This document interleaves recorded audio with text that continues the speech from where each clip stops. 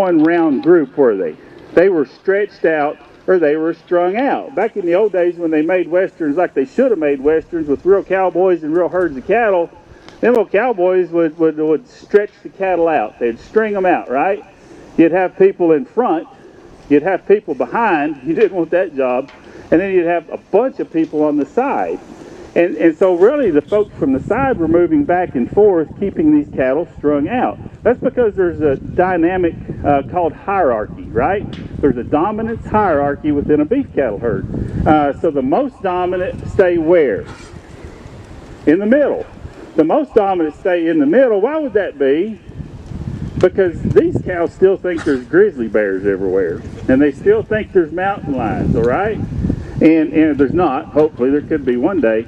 But you're safer in the middle, okay? So the ones in the front are going to get attacked, the ones in behind are going to get peeled off, but you're in the middle, you're okay.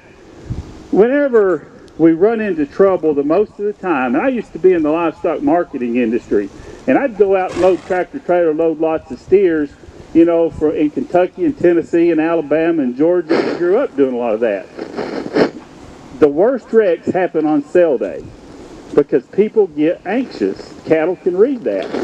But when we're getting them down out of the pasture and we come through this 14-foot gate right here, we got a wide open pasture, so it's easy to maintain that hierarchy, that dominance that's strung out. But when we come through the gate, things slow down. And if we push, we're going to mess that hierarchy up. And those dominant cows are going to start pushing on the cows in front and turning around and pushing on the cows in the back. And the first thing that's going to go running away are those calves. And then mama's going to start bawling, they're going to follow. But if we were patient, and you saw that Wes rode out in front so that they could identify that, hey, there's a gate there.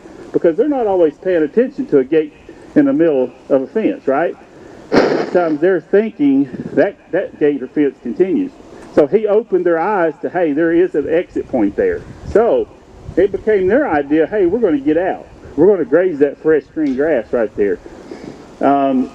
But the worst mistake that I could have made, and whenever people get anxious because they've got to load that tractor trailer, it's their only payday that year, they start pushing really quick.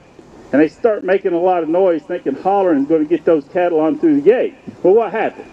We mess up that dominance hierarchy, and then cattle turn and go.